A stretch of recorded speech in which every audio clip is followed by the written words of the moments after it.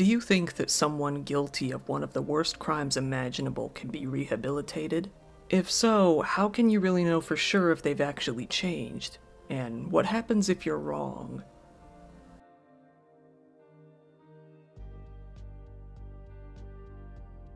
Yukio Yamaji was a very troubled boy, born into a poor, struggling family on August 21st, 1983.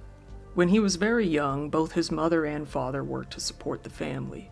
However, his father was quite the drinker and he died from cirrhosis when Yukio was in elementary school, only 11 years old. This hit both Yukio and his mother very hard, with his mother working as only a store clerk and having to support both herself and her son. It's safe to say the family was not doing very well. Yukio was also not an exceptional student. He was very often absent, not going into school in the first place, but when he did go, he often stuck to himself, talking very seldom. He had a lot of trouble interacting with the female students especially. Sometimes he would even lash out violently. Fellow students vividly remembered him smashing a window at school during class.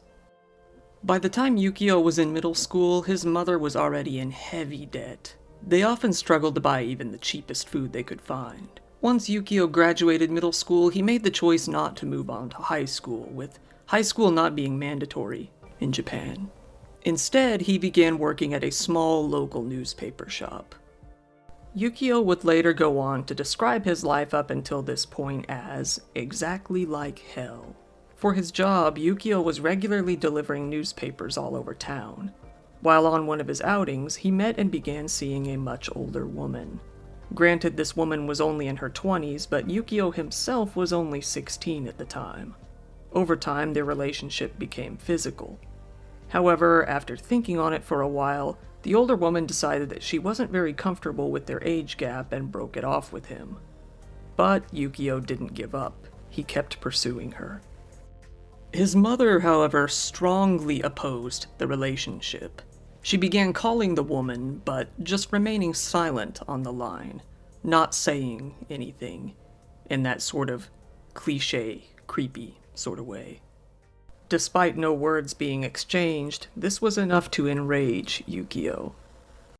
Yukio decided that his mother's life needed to end. On July 29th of 2000, when he was still just 16 years old, Yukio grabbed an aluminum bat and set out to exact his revenge. He used the bat to break some glass in the room, shattering it all over the floor and terrifying his mother. Then, with a quick swing, he hit her over the head. She walked all over all of the broken glass, trying to steady herself, dazed after taking the blow.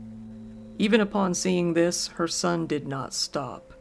He kept hitting her to the point where he could no longer count the amount of blows. By the end, her face was unrecognizable.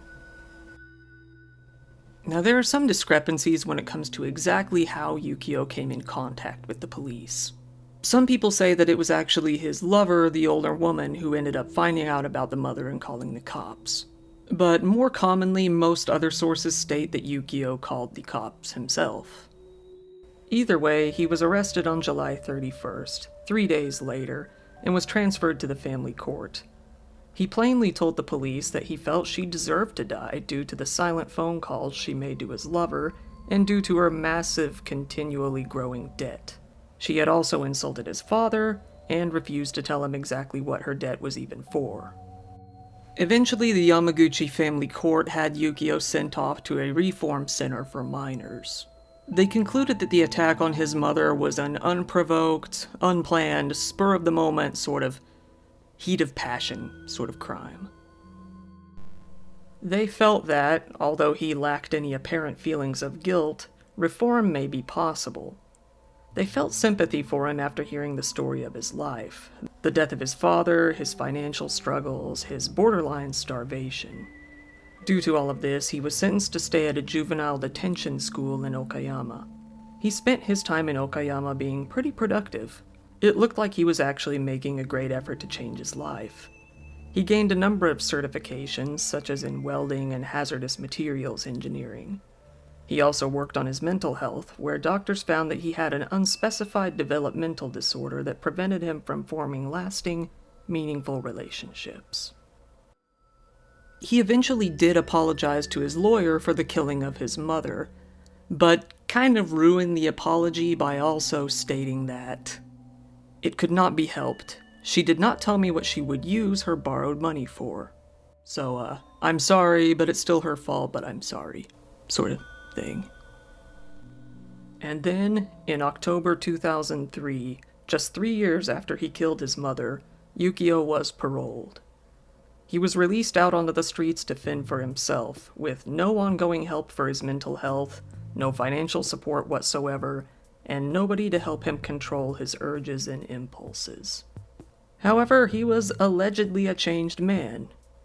Allegedly. He was hoping to meet up with the older woman he had previously dated.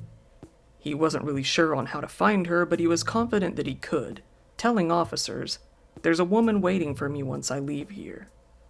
But in the end, he couldn't find her. He didn't stop the search, though.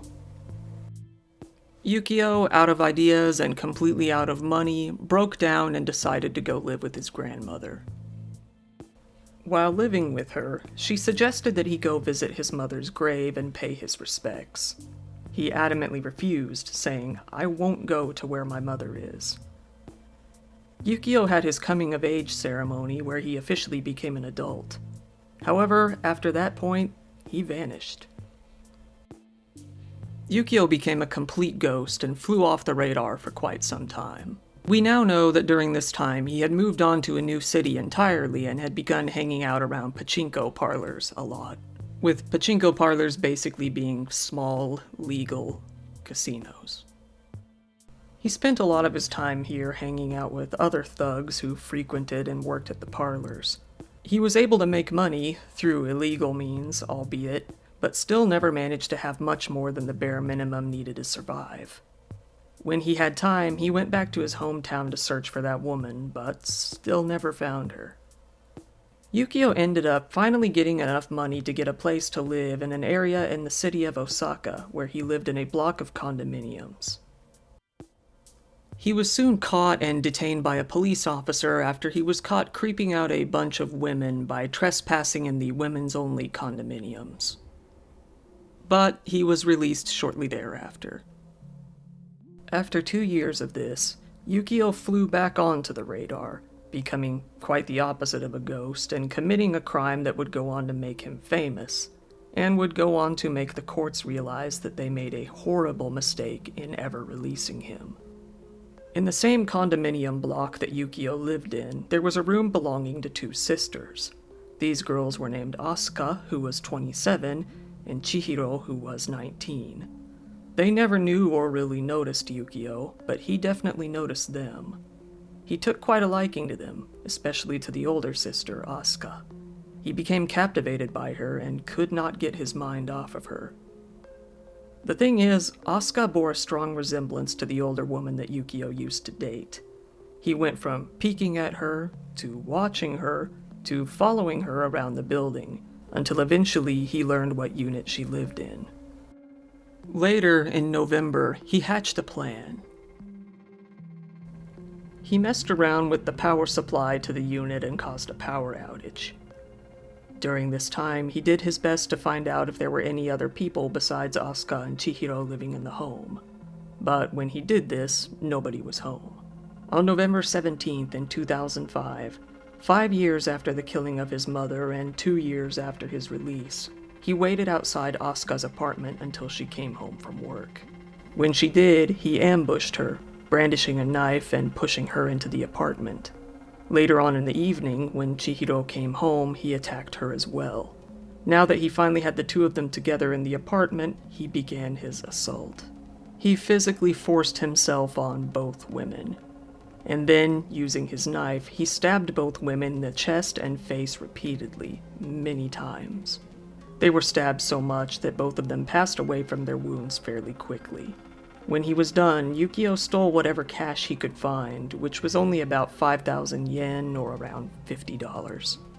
He found Asuka's favorite lighter and decided to take it, and in the process, he decided to burn down the apartment as well. The fire was quickly spotted and reported at the condominium. Once the fire department was able to put out the quickly spreading flames, they went inside to find something even worse. They found the bodies of the two women, and the police were quickly on scene shortly after. It didn't take very long for suspicion to fall on Yukio. He had recently just been detained for creeping around the apartment after all. On December 5th, a few days later, he was brought in for questioning, where he quickly confessed to both violating and killing the two women. He told the officers, "I could not forget the feeling when I killed my mother, and wanted to see human blood." He told them about the murder weapon, a kitchen knife that he owned, and told them that he had thrown it away at a shrine a couple of 100 meters away from the crime scene. He wasn't lying, and the cops picked it up fairly quickly.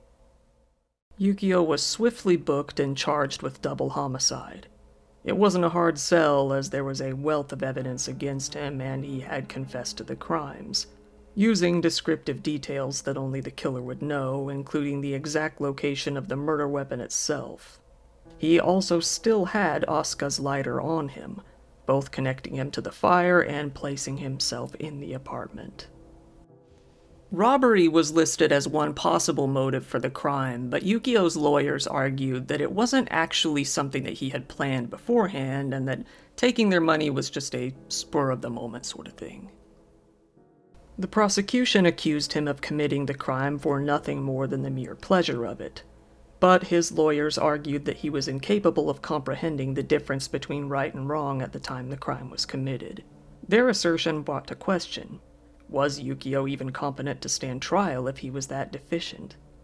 It was ordered that he undergo psychiatric testing as well as a slew of other tests, both to better understand his mental state and even his character itself. It didn't help that Yukio was frequently spouting creepy remarks in court, such as, "Killing humans is the same as breaking something." The lawyers received a diagnosis of Asperger's syndrome for Yukio.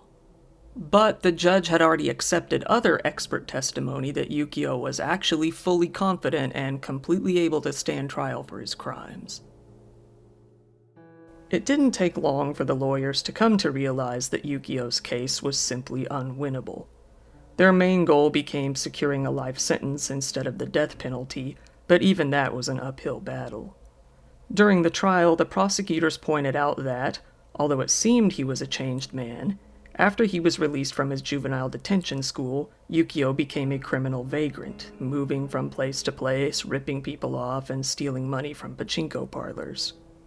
They next presented a mountain of evidence against him. It was suspected that Yukio had planned on living off of the money he stole from the sisters while running away from the police, not realizing that he wouldn't get an amount sufficient for that. All of the evidence together was simply overwhelming, and there was no doubt that he had committed the crimes. Yukio himself had a strong suspicion that he would be sentenced to death. "Obviously, I will be sentenced to death. I'm not afraid of death," he stated, frankly.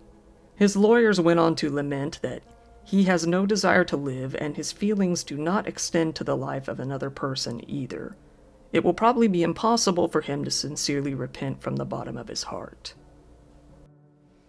His main attorney at the time was extremely disappointed in not being able to find even an ounce of regret or remorse within Yukio. It could have drastically improved their odds of getting a life sentence, but the guilt simply was not there. He had been difficult to communicate with from the very start, but it had gotten worse throughout the trial. He lost more and more weight, became more and more fatigued, and asked if he could just go ahead and get executed as soon as possible. The father and brother of the Uehara sisters were present during the trial, holding photos of the victims. Commenting on the length of the case, their father, Kazui Uehara, said, "Which will come first, my own death or the execution? That's all I've been thinking about. I now have something to take with me to my daughters when it's my time to go." Eventually, the Osaka District Court sentenced Yukio Yamaji to death for the murder of the two women. In the end, he and his lawyers had withdrawn their appeal. They accepted the death sentence. Yukio simply didn't care to pursue it, or at least didn't have the energy to. It was a cruel and outrageous crime, said the judge, Masao Namiki. The defendant has not reflected on his crime, and it's unlikely that he will be rehabilitated. His criminal responsibility is too heavy. The defendant is dangerous, and he is obsessed with killing people. The victims were killed in unimaginable fear and pain, and it is inevitable to hand down capital punishment. Her opinion on Yukio was made very clear. The father of the two women spoke at a news conference after the sentencing. Executing him will never bring them back, he said, but he feels Yamaji deserves to be put to death. The ruling makes me feel justice still exists in Japan, he said. Without family or friends or really anybody, and even absent of any last words, Yukio remained completely silent as he made his way to the execution chamber.